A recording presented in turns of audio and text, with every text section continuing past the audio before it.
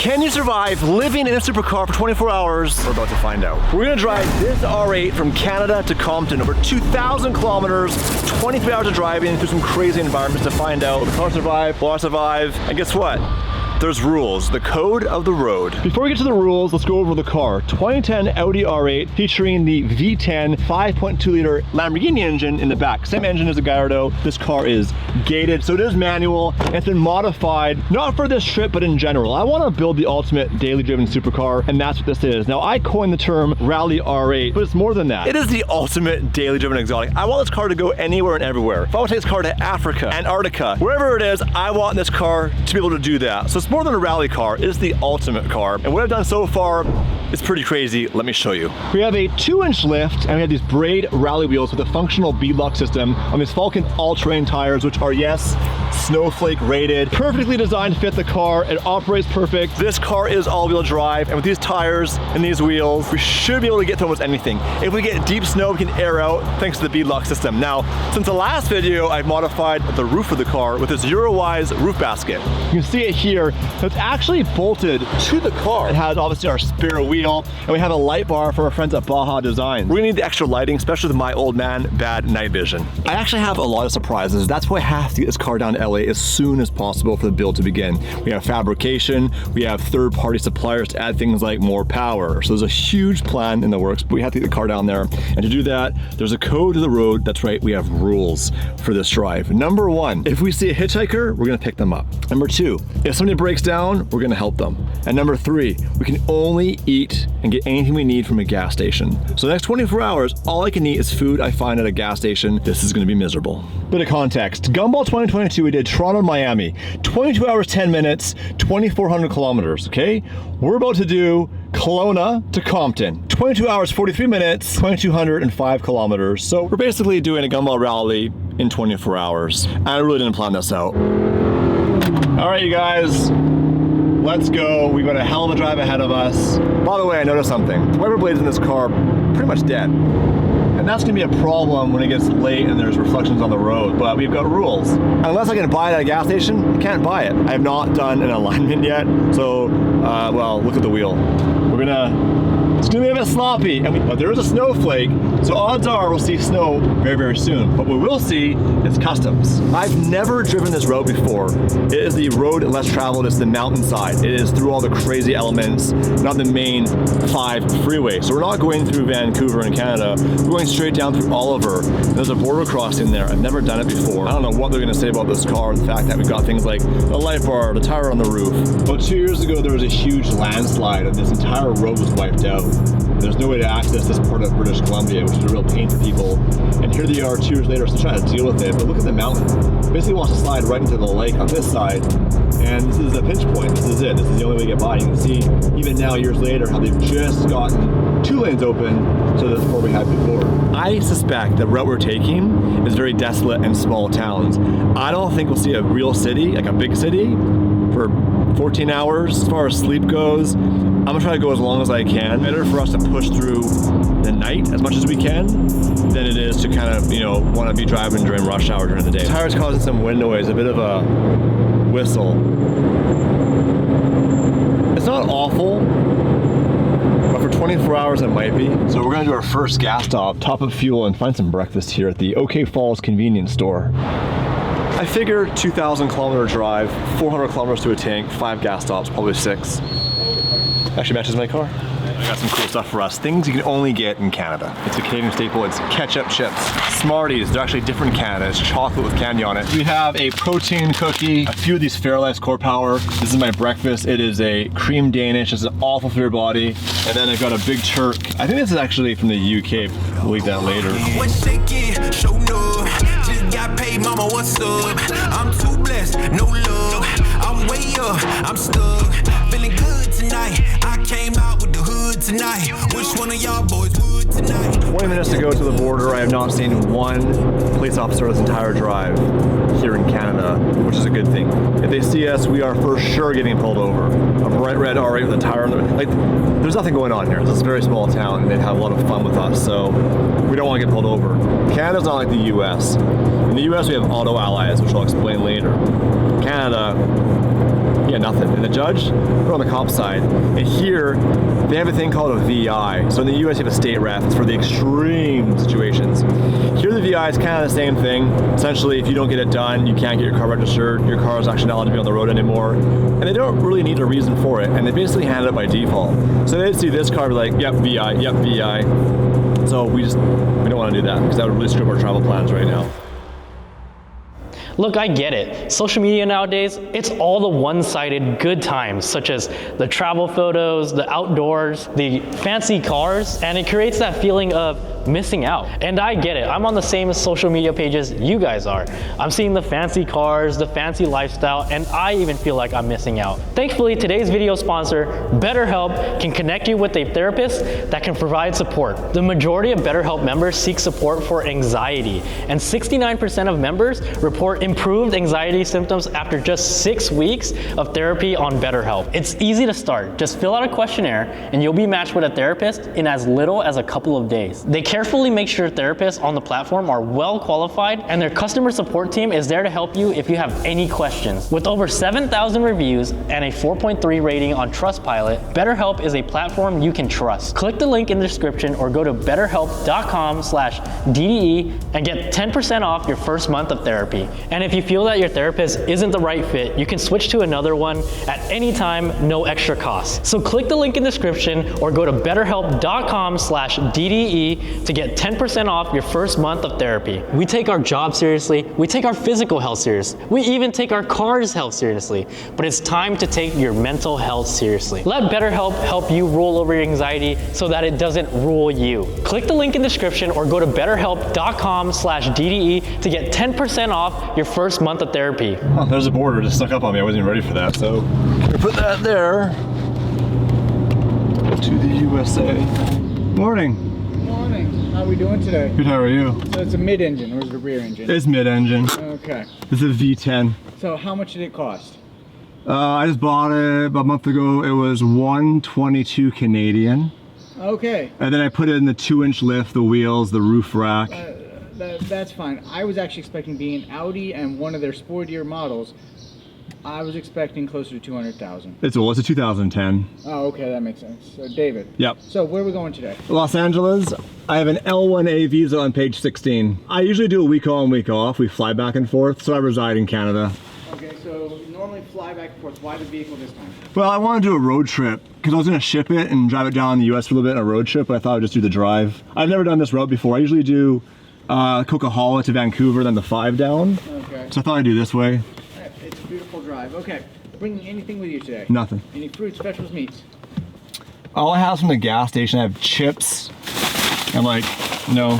Anything fresh? Is No, just gas station food. Any alcohol, tobacco? None. Drugs, firearms? None. Currency over $10,000? Nope. Anyone hiding up front? No. Anyone hiding in back? Though there's very little room in back. No, nobody. Okay. There you go. Great, thanks a lot, appreciate it. Have a good day, be safe. You too. I've never done that border crossing. There's literally nobody here. Like, not a single car, one person working. What the hell? Ah, America, here we go. Let's go. Small town USA, I love it. Speaking of love, 21 hours to go, you guys, 1,287 miles. If we drove straight and did not stop for fuel and anything like that or sleep, we'd be there tomorrow morning at 9:46 a.m. It's currently just after lunch here on Sunday. So we got some miles to put on. Whistling gets way worse than speed. I'm tempted to grab a tire and throw in the passenger seat.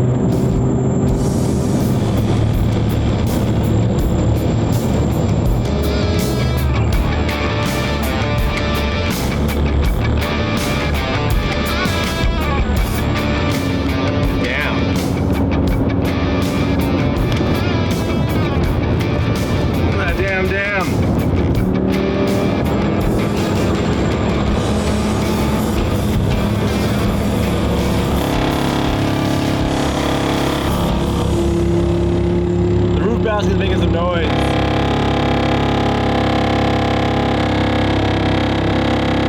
That's maybe like 80 miles an hour, 70 miles an hour.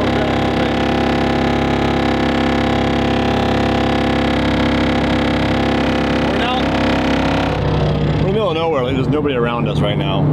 So that does not sound like the tire. It sounds like that front fairing. It might be kind of effed on that one. We have 19 hours to go. My God. We're barely moving right now. The whole car's shaking.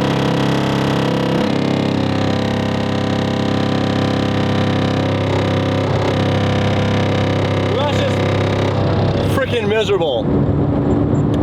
There's nowhere to pull over yet, so I'm trying to find somewhere safe to pull over and we can figure out what the frick we're doing with this thing. Oh my, oh, the wind is insane. I can't even push the door open right now. Holy, well, that's part of it. Well, it's still there.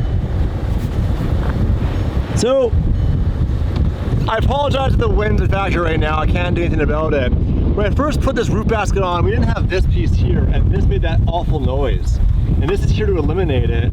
But now we added the light bar and the tire, and I don't know what's affecting what. So I'm tempted to throw a tire in the passenger seat just to test it, to see if that's the issue right now.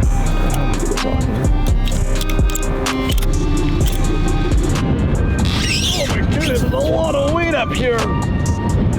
These brake wheels are built for actual rallying. They're not just for looks. It's why they're heavy and rugged, so you can smash into a curb or, you know, doing 100 miles an hour in the dirt and hit a pothole. It's not going to break the wheel. You're probably saying, Dave, you're weak. Yeah, you're also right about that. Oh, well, that's going to go there. I put a seatbelt on it because not worried about the wheel safety, but I don't want to hear this thing ding the next 20 hours. Doesn't smell great, a brand new tire. That horrible off-gassing is happening right now. Here, pull the window up so I'm getting a wind, and let's see if it's that fairing. I suspect it is. All right. We're in kilometers, so that's 60. Whistle's still there. 80. It's gonna follow me in a second. All right, we're at 90. So let's keep pushing. So I think the whistle's the light bar, so we'll move that. The awful shuddering hasn't happened again, but I'm not going quite fast. It's not a straight road. And we also have a bit of a hill on this side to my left, so that crosswind's backed off a lot. I can hear the wind, it is crazy out here.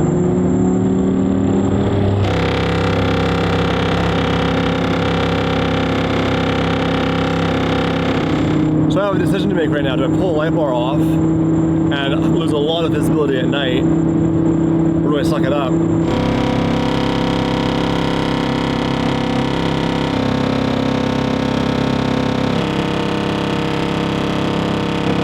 Yeah, that's not gonna work. So I have a theory. Let's pull over here to the side. I'm gonna try and mount the tire on top of the light bar. So maybe somehow the wind won't go over and under. I don't know, I'm not a chemist. Played a doctor once in high school, but anyway. We have so much miles to go. We have 19 and a half hours to go, 1,200 miles. We have all that to do with all this. So let's see if we can't, I'm already feeling tired. We're like 4 hours into the drive. So I figure if I put this on the light bar, will that help at all? My gut tells me it made no difference at all, but let's try this. And if this doesn't work, we just have to suck it up or find some tools to rip all off. Well, let's see if that makes any difference at all. It's now on the light bar, so maybe fuck with the wind a little bit. Probably not. We'll probably have to deal with that all freaking 19 hours.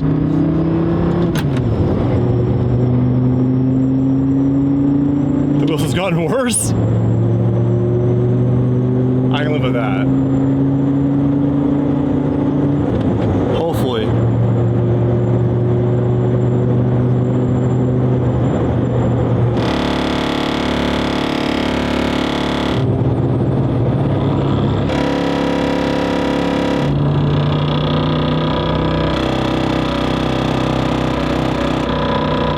I've been dealing with that noise for like an hour. I might try to find like a pool noodle to wrap around that fairing. By the way, this is a beautiful drive. We were literally in the middle of nowhere. Like, there's nothing around. I was in a gas station over an hour, and normally there's signs saying last fuel stop for X miles, but we have half a tank. I'm not worried yet. shh. I had to slow down and talk to you guys. Quiet. But have a look around here. Like, literally nothing. For miles and miles and miles. Random trailers. What is this for? Wow. If you want to find yourself, first you have to get lost. I found an Ace Hardware, and we're gonna try something. Let's see if we can find a solution to this stupid whistling. We're gonna try to see if we can't put this foam on the fairing, if that'll shut it up or not. Well, if this is the only issue we have on this road trip, it's not that bad. Well, maybe that'll help some of the wind. I have no idea, you guys. She ain't pretty to look at, but hopefully that helps with that stupid vibration. Still have the whistle. I can live with that. We're hitting that speed right about there.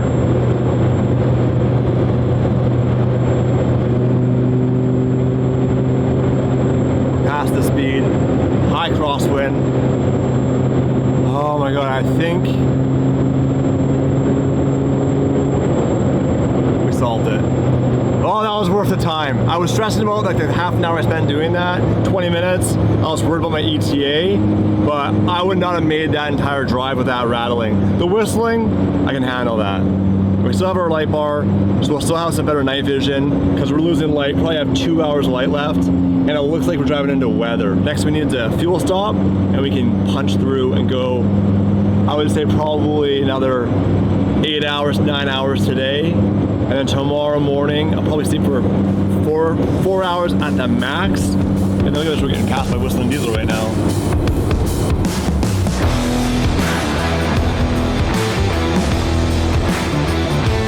Yeah, it's holding up pretty good. Unfortunately, we did take a rock to the windshield. This is my Starlink. I actually got this for our Gumball Southeast Asia, and this mount was custom made for the windshield DSVJ. I'm gonna try it out today in the R8. We're headed into more remote areas. I haven't had service for quite a while, so it'd be nice to have service the entire drive.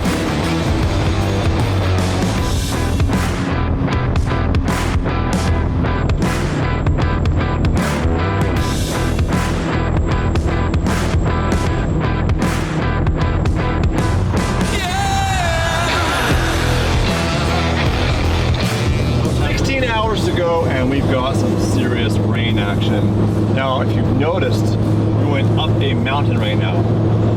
And rain, with temperature at a mountain, will likely turn to snow. The temp's been dropping a few degrees every mile or so. So this could get interesting. No sign of snow. It actually got a lot warmer. We are still in Washington, head towards Oregon right now. We're on the 97, and it's been an absolutely beautiful drive.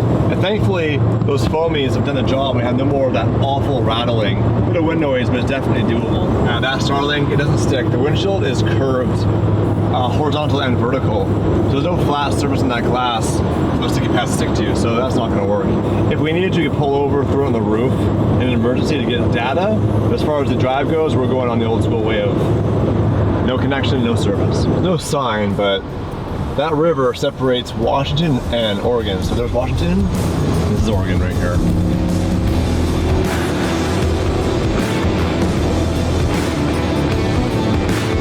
Vehicles would flash me like crazy, which means there's an accident ahead, an animal, or a police officer. So we're going a bit more chill now for the canyon here. What a gorgeous drive. Like I had no idea this existed this close to where we live. That's why you gotta get out there and just drive and learn the road, you know, just get out there and experience it. I've been on the road for about 9 hours now. I've gone through that bag of snacks I got first thing in the morning. It's almost 7 o'clock p.m. and I can really use some food that's not from a gas station, but I've created this code of the road. I've not seen one hitchhiker, and I've not seen one car broken down. But I do need to eat something, so we'll grab gas again. We'll go to a quarter tank of fuel. The final half an hour of sun as the sun sets here in beautiful Oregon.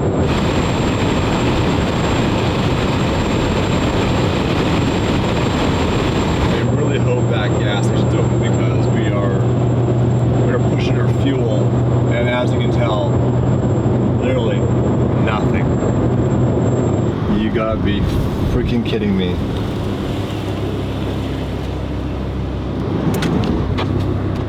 Well, I'll await that. shoot. And I passed gas stations. I wanted to push it to not stop as much. Yeah, we might be, need to look. We are like not in great shape. We are 43 minutes, 38 miles away from the next gas stop, and I hope it's open. Or else we're sleeping in the car here. We're calling a tow truck. I don't even know actually. How is there not one gas station open? Like, where's everybody? This is a town, there's cars, there's businesses, but like, it's literally a ghost town. There's nothing happening. Oh, we're pushing our luck here. Let's just hope this gas station's actually open. By the way, look at the cows. I'm starving. But what an epic day it's been so far, you guys. For you guys, it's probably been like a few minutes. For me, it's been like 10 hours. But I don't regret a thing. I love road trips. Well, this was not on GPS, but I saw this from the corner of my eye. Because the GPS doesn't show you all the gas stations. Sneaky, sneaky. And there is nowhere to get food here. Oh my God, I cannot win. Oh, yeah. I'm not 35 anymore, I can feel it now. This is doing really good. No more of that knocking. Nothing's falling off. Got our light bar for tonight. Tires not moving anywhere. Overall, pretty successful. Car's not even dirty. Now I need to buy some gas. I want to keep pushing to Redding, California, about 5 hours. So right now we should get in around 1 a.m., which is perfect. Sleep till about 6, hit the road, should get to the shop just after lunch. I have a rule, I can only eat at gas stations, and there's literally nothing at this gas station. I have half a cookie, a protein cookie. Core power, we have half a cookie, and we have a bottle of water. That's it for the next 4 hours. Let's keep pushing. All right, time to test the light bar. Ready? Bam! Holy crap! That is incredible. And it tells me it's on with this red light. Obviously I have to watch out for oncoming traffic. No light bar, light bar. Jesus Christ. That's brilliant. Solid pushing for the past 4 hours. We are currently 700 miles away from the shop. We have 11 hours to go on this drive. No hitchhikers, no accidents, so I have not broken any of the rules yet, but I am hungry. Well, we made a really good time. We only have 564 miles to go, about 9 hours. I cut off 2 hours from our ETA in total today. But it's now 12:15 a.m. and I'm gonna call it quits here and take 5 hours, 4 hours, 5 hours of sleep, if I can, because I'm sleeping in the car. So I'm gonna roll my seat back as much as I can, and I have 2 options for blankets. I have a Canada Goose camo hoodie, and I actually have my CMFR jacket from Snowball Rally in the front, but I don't think I'll need it. So I'm gonna see how this works. I'll see you guys in the morning. My alarm went off. I turned the camera on to film me waking up, but obviously I had to press the button, so you know, I had to stage that, but you get the gist of it. It is 6:10. So we had like 5 hours of sleep. All right, let's go. Our ETA is 2:39 p.m. So it's pretty impressive to get from Kelowna to Compton in like, well, I mean, we slept for 5 hours, but 28 hours, that's a hustle. The roof rack's still whistling. We're not yet 24 hours in the car. We are at about 20 hours in the car so far. So in total, we'll be 28 hours straight in an R8. The sun has officially risen, and I'm very hungry.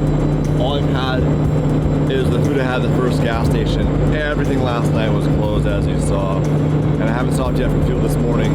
We are getting low on gas, so I need to find a gas station that's not far off the freeway. I want to find a gas station that's close to the highway that has hopefully something attached to it that's not just the usual gas station food. All right, we got Chevron. Oh, McDonald's. I'm on a health kick, as you would say, for quite a while now. I've lost like 35 pounds. So that's afforded me the ability to actually do this road trip. First gas station, there's gonna be no good food here. Son of a bitch. There's even a Starbucks across the street. Whose rule was that? Oh yeah, I did that. Oh, that'd be fun. Hey, let's only do gas stations for 24 hours. Well, it's a lot more than 24 hours because I didn't account for sleep time. Well, we'll do the math at the end of this video, but I think it's probably gonna be 28 hours in the car, which is crazy. Those boys that do the coast to coast, I guess they call it cannonball, where basically they would do like the New York to LA. Is that what they do? My brain's fried. That's nuts. They do it in like 26, 27 hours, and they have multiple drivers, but they're averaging like 140 the entire drive. But to average 140 for like 27 hours, yeah.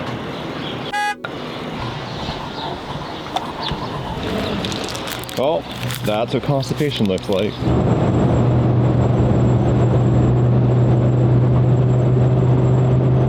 Hey! Well, we are dead stopped.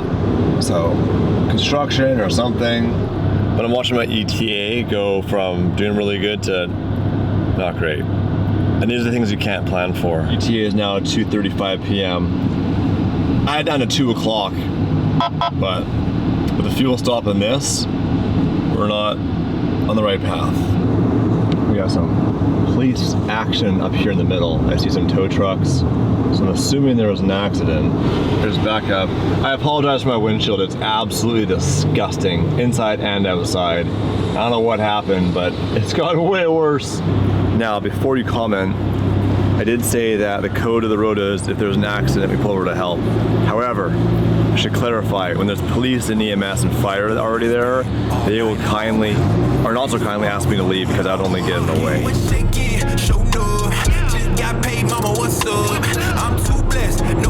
I'm in full auto right now. It is hot in here. And I go manual, crank the fan up, as cold as I can get it, AC. I can't feel anything from these vents, like nothing's moving.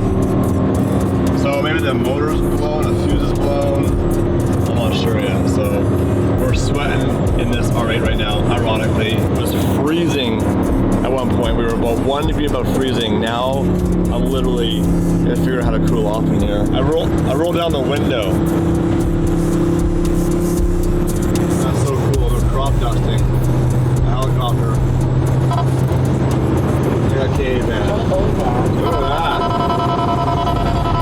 Get it? Yeah, that goes in the radar detector. It's right here in the, I popped this open, I saw that, and I noticed this, so. We're running no radar for the past 20 hours. Watch me get a ticket now.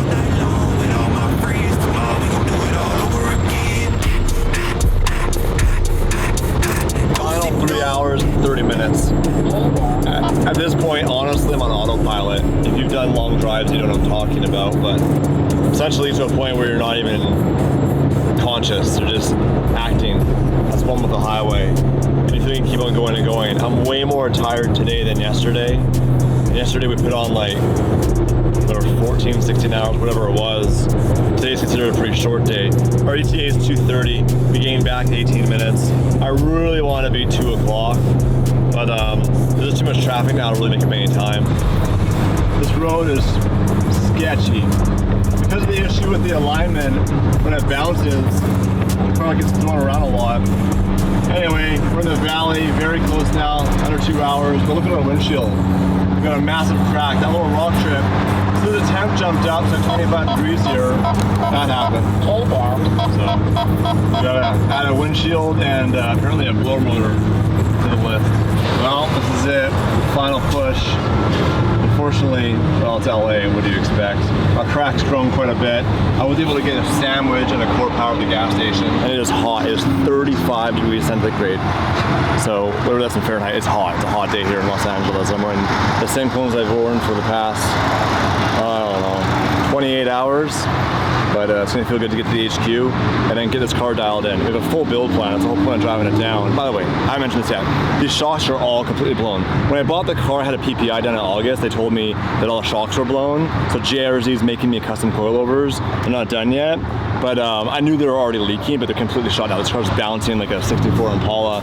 So we add that to the list, windshield, air conditioning. But as far as drivability goes, pretty good. That gated transmission with that V10 is perfect. This is such a great car. And I'm actually surprised you can still buy these for what they sell for.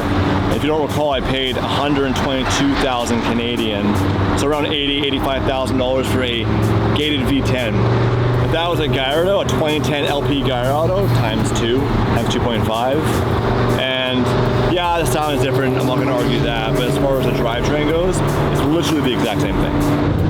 Ah, the familiar trailers of Compton. I've only been gone for a week, but it feels like a lifetime. In fact, this drive felt like a lifetime.